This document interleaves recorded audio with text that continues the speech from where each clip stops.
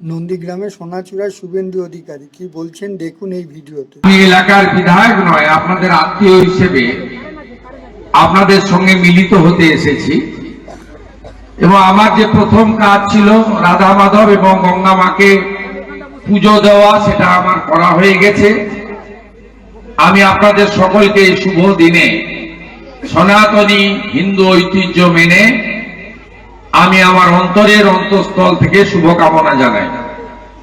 আমি প্রথমেই শ্রদ্ধা জানাই 18 বছর আগে এই ছোট্ট অথচ মহতী অনুষ্ঠানের প্রতিষ্ঠাতা ক্ষুদিরাম বর্মন মহোদয় প্রয়াণ হয়েছে। তার বিদেহী আত্মাকে আমি প্রণাম করি, তার বিদেহী আত্মা যাতে অমরত্ব পায় এই প্রার্থনা জানাই। আমাদের হিমাংশু বাবু সহ সমস্ত আয়োজকদেরকে ধন্যবাদ, গ্রামবাসীদের প্রণাম। পঞ্চায়েত সদস্য আমার বোন আছেন, বোনকেও ধন্যবাদ। আশা করি এই ছোট্ট বোন তিনি আপনাদের সঙ্গে তার সীমিত ক্ষমতার মধ্য দিয়ে বরাবর পাশে থাকেন। এখানে রাষ্ট্রবাদী প্রচারক নেতৃত্ব রবীন্দ্রনাথ পাত্র আছেন, এই জোনের পঞ্চায়েত সমিতির সদস্য শিক্ষক প্রয়াত জননেতা নিশিকান্ত মন্ডলের সুপুত্র, যিনি এখানে আমাকে আনার ব্যাপারে বিশেষ উৎসাহিত করেছেন, সত্যজিৎ মন্ডল আছেন। নন্দীগ্রাম 1 পঞ্চায়েত সমিতির শিক্ষা কর্মাধ্যক্ষ বিশিষ্ট শিক্ষক, অত্যন্ত সজ্জন একজন ব্যক্তিত্ব ভাতৃপ্রতিম দেবাশিস দাস আছেন এবং রাষ্ট্রবাদী হিন্দুত্ববাদী নেতা আমার সহকর্মী ভাতৃত্বপ্রতিম অশোক করণ সহ সোনাচূড়া এবং গোকুলনগর গ্রাম পঞ্চায়েতের অনেক মেম্বাররা এসেছেন, নিচে এবং উপরে আছেন। আমি তাদের সকলকে ধন্যবাদ জানাই। আমি শুধু একটা কথাই আপনাদের কাছে আজকে গঙ্গা মায়ের কাছে প্রার্থনা করব যে মা যেন আমাদের এই সনাতন ধর্ম এবং হিন্দুদেরকে মা যেন রক্ষা করেন। আমরা ওপার বাংলা এপার বাংলা সর্বত্র হিন্দু ধর্মাচরণ করতে গিয়ে জিহাদিদের দ্বারা আক্রান্ত হচ্ছি। বাংলাদেশে একজন বৈষ্ণব প্রভু চিন্ময় কৃষ্ণ দাস প্রভুকে অন্যায়ভাবে গ্রেফতার করে রাখা হয়েছে, 600 মন্দির ভাঙা হয়েছে।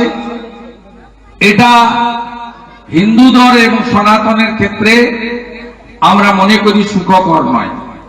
তাই রাজনৈতিক ভিন্নতা থাকলেও আমাদের ধর্ম পালনের ক্ষেত্রে আমরা যাতে গ্রামে গ্রামে হিন্দুরা ঐক্যবদ্ধ হই, মন্দির প্রতিষ্ঠা করি, হরিনাম সহ গ্রামের সমস্ত মন্দিরকে রক্ষণাবেক্ষণ করি, বাড়িতে বাড়িতে তুলসী মঞ্চ স্থাপন করি,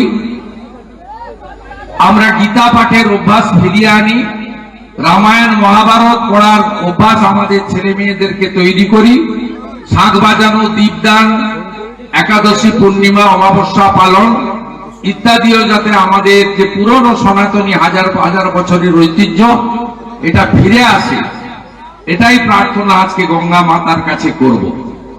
আপনারা সবাই ভালো থাকবেন। বটকৃষ্ণ এসেছে, অন্যতম রাষ্ট্রবাদী প্রচারক, তাকেও ধন্যবাদ। আমাকে স্থানীয় গ্রামবাসীদের পক্ষ থেকে এখানে একটি ঘাট নির্মাণের জন্য অনুরোধ করা হয়েছে। অনুরোধ নয়, আমি তাদেরই লোক। তারা আমাকে বারে বারে জিতিয়েছেন, শুধু নয় বিভিন্নভাবে সাহায্য করেছেন, আমার পরিচিতি দিয়েছেন সোনাচূড়ার লোক, নন্দীগ্রামের লোক। তাই এখানে একটি ঘাট নির্মাণের স্কিম তৈরি করার জন্য এখানে রায়ত জায়গা আছে, উনি বলছেন যে আমি এনওসি দেব, কারণ ইরিগেশনের এনওসি আমি পাবো না, কারণ সব জায়গায় রাজনীতি হয়। এই রায়ত জায়গা আছে, ইনি বলছেন আমি এনওসি দেব। এনওসি যদি দেন, আমি সত্যজিৎকে দায়িত্ব দিচ্ছি, রবিবাবুকে দায়িত্ব দিচ্ছি, তারা পঞ্চায়েতের যিনি ইঞ্জিনিয়ার আছে তাকে বানিয়ে একটা স্কিম তৈরি করবে ঘাটের। আমার বিশ্বাস যে 3-4-5 লাখ টাকার মধ্যে একটা ঘাট বানানো যাবে। আমি এরকম বহু ঘাট বানিয়েছি। আমাদের নরঘাটের যে ঘাট দেখবেন, উত্তর নরঘাট, সেখান থেকে শুরু করে আমি এইচডিএ চেয়ারম্যান থাকাকালীন বহু জায়গায় ঘাট নির্মাণ ইত্যাদি করেছি। নন্দীগ্রামেও অনেক জায়গায় এই ধরনের আমাদের সনাতনী প্রতিষ্ঠানকে বাঁচিয়ে রাখা, ঐতিহ্যকে বাঁচিয়ে রাখার কাজ আমরা বিগত দিনে করেছি, আগামী দিনেও করব। আমরা সব মন্দিরে সিসিটিভি লাগিয়েছি, যাতে কেউ আমাদের মন্দির চুরি চামারি করতে না পারে, অপবিত্র না করতে পারে। দাউদপুরে আমাদের মন্দিরকে অপবিত্র করা হয়েছিল। আমরা অধিকাংশ মন্দির যারা মাইক চেয়েছেন, মাইক আমরা দিয়েছি, কারণ আপনাদের প্রত্যুষে হরে কৃষ্ণ মন্ত্র, রাধা মাধবের নাম শোনানো উচিত, হনুমান চল্লিশা পাঠ করা উচিত। এই পরিবেশ যে আমাদের আধ্যাত্মিক পরিবেশ, এই পরিবেশ তৈরি করার কাজটা আমাদেরকে করতে হবে। তাই এখানে ঘাট নির্মাণের যে স্কিম তৈরি হলে, আমি আছি, এমএলএ এমপি আছে, সত্যজিৎ আমাকে যত তাড়াতাড়ি দেবে, এই মার্চের মধ্যে এই ফিনান্সিয়াল ইয়ারের বরাদ্দ সব হয়ে গেছে। দেবাশিস ভাইরা জানে, বিডিও অফিসে তারা থাকে।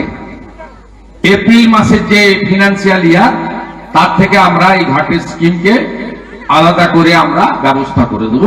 এবং আমি আশা করি আগামী বছর যখন পুজোয় আপনারা ডাকবেন বা আসবো, তখন ওই ঘাটটাও দেখতে পাবো। আমাদের ভিডিও ভালো লাগলে লাইক ও শেয়ার করুন, কমেন্ট সেকশনে গিয়ে জানান আপনাদের মতামত। আরও ভিডিও পেতে চ্যানেলকে সাবস্ক্রাইব করুন। প্রতি মুহূর্তে খবরের আপডেট পেতে প্রেস করুন বেল আইকন।